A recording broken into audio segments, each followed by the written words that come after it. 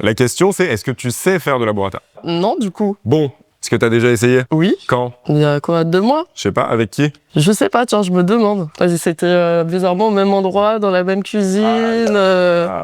Moi, je suis témoin de rien du tout. Ah. Personne sur le plateau n'est au courant. Écoute, ça me parle pas du tout.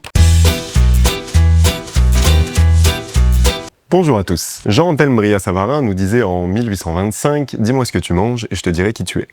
Alicia, tu m'as dit que tu mangeais de la burrata.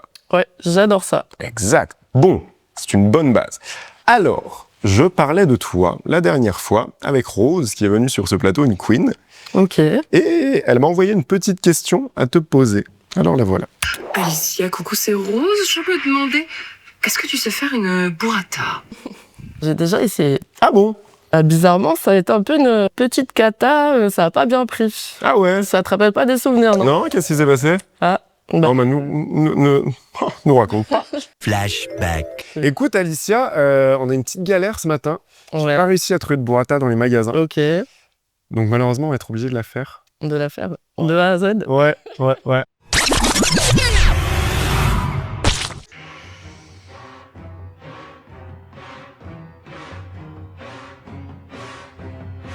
On dirait un après-mauvaise fête de Bayonne. Tu vois ce que je veux dire? C'est mort. On va ouvrir une burrata qu'on a achetée. Du coup, on va faire croire qu'on l'a fait, c'est ça? Non. Bah non, on va pas mentir. Tu sais comment ne pas faire une burrata. Avant de se lancer, il faut s'entraîner dans la vie. End of flashback. Mais bon, passons à autre chose. Faisons table rase du passé. Je te propose d'essayer, de réessayer. Ok. Ok, vas-y. Ça va être un tournage un petit peu chaud, ok? Donc on va mettre les gants. Parce qu'il va falloir Pas travailler mes gants. la matière Ouais. première. Très raffiné. Exactement. Ah, c'est moins glamour, mais je te garantis qu'on va apprendre des choses. C'est parti pour la cuisine. Ok Alicia, c'est parti, on a mis nos gants. Non, Ouais. sans difficulté, je te l'avoue. D'accord. Ouais. On va passer au chaud si tu veux bien. Parce Ok. qu'une grosse partie de la recette va se passer là. Alors, pour faire de la burrata, il nous faut, Du lait. exact, 1 litre de lait à la base. Ouais. Je te laisse verser dans la casserole. Et puis, on va voir, à partir d'1 litre de lait, combien on peut faire de burrata, ou en tout cas, quel poids de burrata on peut faire. Et ensuite, un petit peu de présure. Tu sais ce que c'est la présure? Non. C'est une enzyme présente naturellement dans l'estomac du petit veau, donc du bébé de la vache. Ça va permettre de casser les protéines du lait. Ok. Ok. En l'occurrence, la caséine, si je dis pas de bêtises. Et c'est ce qui va aussi, pour le veau, lui permettre de digérer et pour nous, permettre de créer une matière un petit peu gélatineuse avec le lait. Ok. Ce qui va faire que le caillé sera plus stable. D'accord.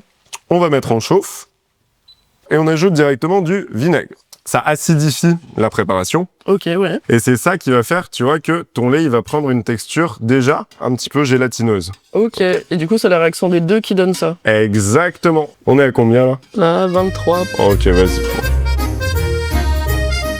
Ah tiens, regarde. Ça se passe, continue. Voilà. Et là, tu vois, t'as ta matière grasse qui est en train de te séparer du caillé. Donc là, tu vois, t'as la caséine qui se regroupe et ça fait des petites bouloches. Ouais. Et en fait, c'est ces petites bouloches-là qu'on appelle le caillé de lait et qu'on va utiliser pour faire le fromage. Finalement, ce qu'on va tirer de ça, c'est presque une mozzarella. Ok. Donc la pâte filée.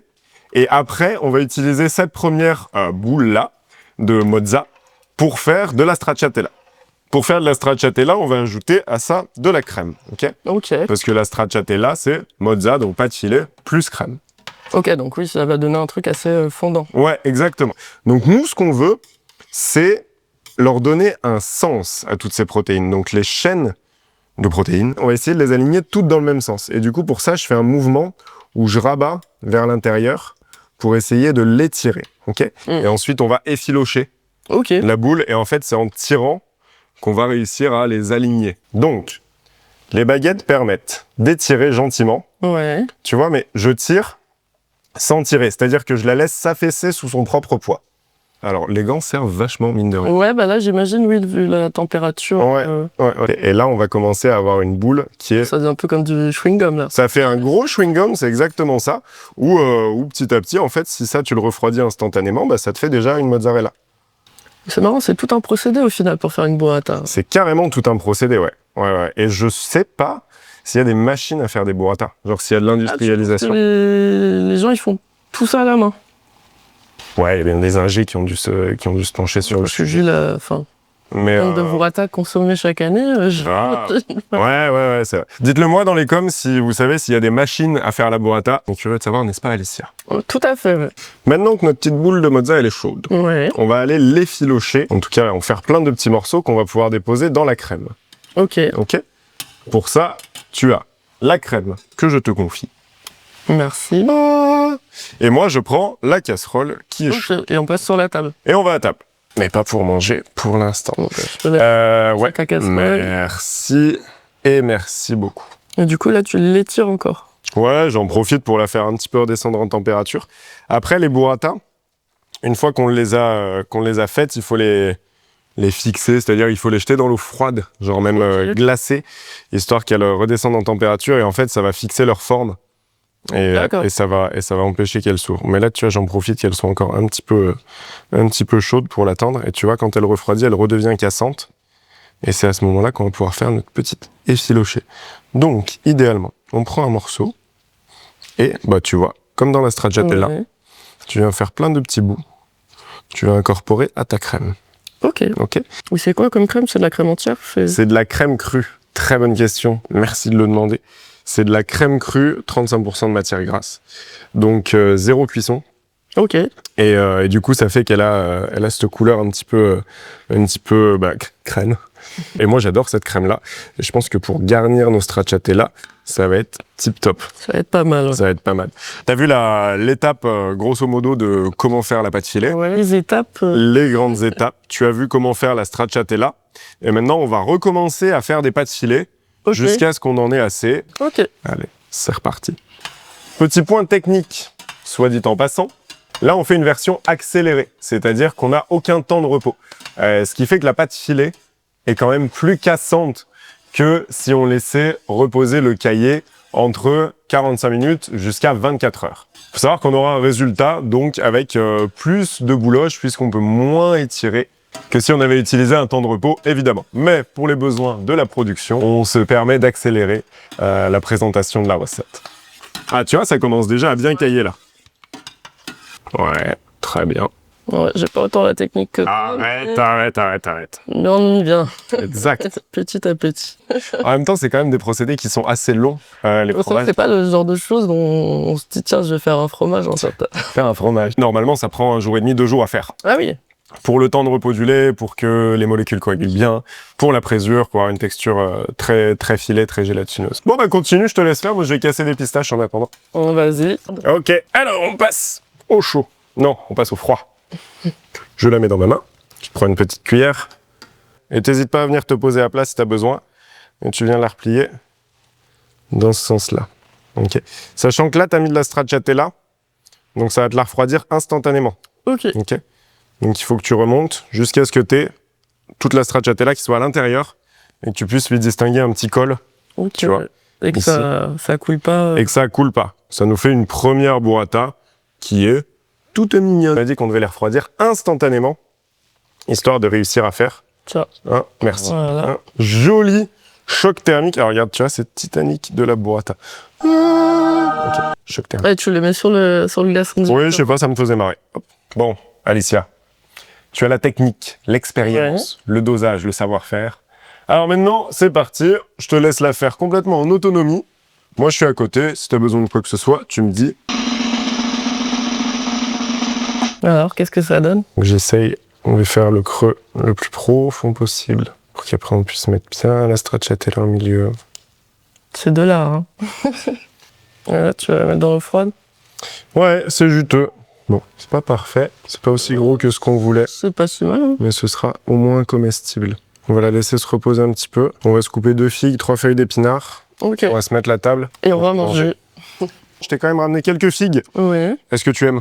J'adore ça. Ouais. Très bien. Un petit peu de pousses d'épinards, un petit peu de figues, une assiette pour toi, une assiette pour moi, du basilic, de l'huile d'olive et de la fleur de sel, quand même. Ok? Écoute, ça semble plutôt pas mal. Yallah. Tu cuisines beaucoup chez toi? Quand je rentre du travail, ouais, je cuisine toujours quelque chose. Genre, c'est quoi la dernière chose que t'as cuisinée? Là, comme j'étais en voyage, j'avoue que j'ai pas beaucoup cuisiné ces derniers temps. La popote. Quand on voyage, il faut profiter de la cuisine locale. Ouais, complètement. T'es parti voyager où? Je suis parti en Suède. Je suis parti à Göteborg et à Stockholm. Ok. Putain, Stockholm, en plus, bête de resto quand même. Ouais. Je pense. Nourriture suédoise est assez intéressant. Qu'est-ce que t'as mangé de beau là-bas? Évidemment du saumon. À fond, ouais. La spécialité, c'est les boulettes de viande avec la purée. C'est du bœuf en général, ou il y en a aussi au poulet, mais ça se fait un peu moins. Ça va être plus du bœuf quand même. Oh, la classe. Avec deux styles différents. Hein. Moi, j'aime le côté Anna. J'aime bien l'anarchie. Alors moi, ça se voit, je suis organisé, moi. Grave. Quel rigolo. Tu veux du poivre? Vas-y. Un petit peu de fleur de sel. Il est l'heure de passer C'est le repas. à table. Bon, bah Ali, bravo pour ta création. Bah écoute, merci à toi pour le cours de cuisine. On aura tenté de faire des burrata. On a un résultat qui est... Bah, franchement, visuellement, c'est plutôt pas mal. Je trouve qu'on C'est probant. C'est probant. s'en est plutôt bien sorti. Ouais, complètement. Est-ce qu'il y a de la stracciatella à l'intérieur, tu crois? Bah normalement, on en a mis, donc il devrait y en avoir. Alors, on va vérifier. C'est parti, munissez-vous de vos couteaux et de vos fourchettes et on va On va voir. faire le test. Il t'en reste un peu. Oh oui, il en Écoute, reste un. Bon appétit. Bon appétit. Plutôt pas mal, hein. La stracciatella, c'est pas mal. En vrai, ça va. Je suis content. Je suis content. On a fait ce qu'il fallait.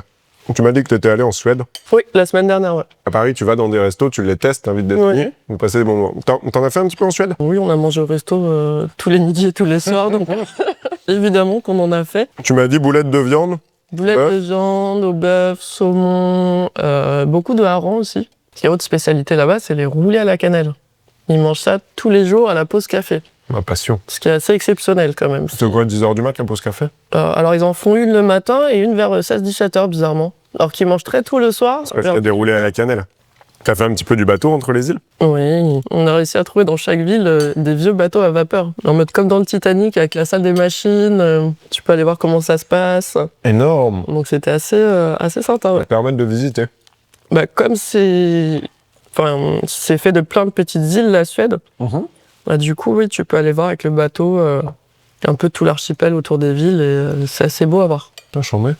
C'est quoi tes projets là pour la fin de l'année? Tu sais un petit peu si tu vas continuer à poster? Je pense que je vais en faire d'autres, là, c'est pas mal de vidéos à rattraper. J'ai fait un restaurant hier soir d'ailleurs. On peut savoir ou... Oui, c'était un petit restaurant vers Odéon, Ouais. cèpes et figues. Bon bah tiens. Mais comme le nom l'indique, ils font pas que des choses à base de cèpes. Hein. Et franchement, c'était super bon. De l'entrée, le plat, les desserts, c'était...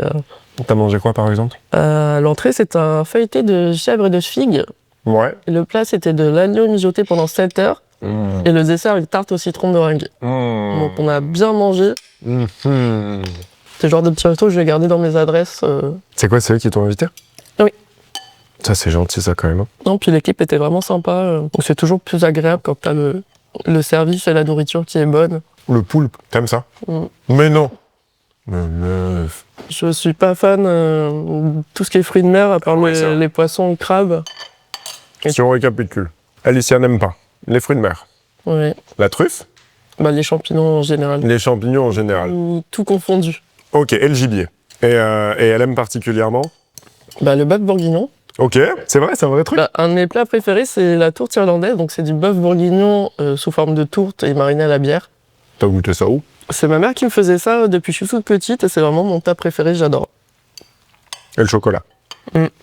Alors, autant j'aime pas les gâteaux au chocolat, autant le chocolat, j'adore ça. C'est Une puriste. Voilà. Chocolat à la fleur de sel ou même au poivre. Super bon ça. Si vous avez des bonnes adresses de chocolat au poivre à Paris, on prend. Bon, en tout cas, c'est super bon. Hein. Franchement, ça le fait.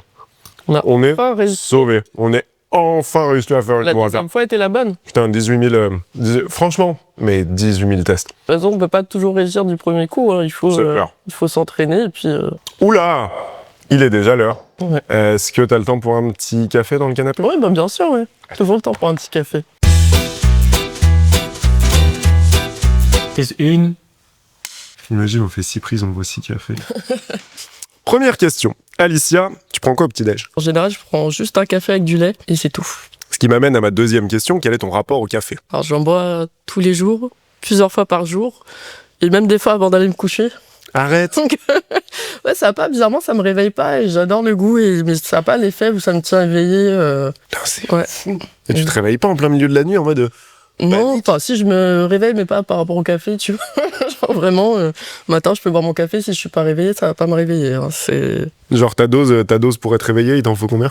Je sais pas, je pense que je bois au moins un bon litre de café par jour. Hein. Ouais, j'adore ça. Ok. Sinon, c'est pas du café, mais j'aime bien le chai latte aussi. Moi aussi, j'aime beaucoup. Ouais. Et ben là, en Suède, ils en faisaient beaucoup et ils sont super doués pour ça. Franchement, Tu connais le dirty chai? c'est pas un peu épicé ou quelque chose comme ça, non? Chai latte, shot d'expresso. Ah, ok. Ah non, c'est pas ce que je pensais alors. Bah, c'est pas mal ça. J'adore. Ça doit réveiller aussi. Ouais. Bon, on avait dit des questions courtes. L'ingrédient que t'as toujours dans ton frigo. Du beurre. Très bien. Salé, Le beurre. Ouais, Mm. beurre salé. Je suis beurre salé. team beurre salé. Sinon, c'est pas du beurre.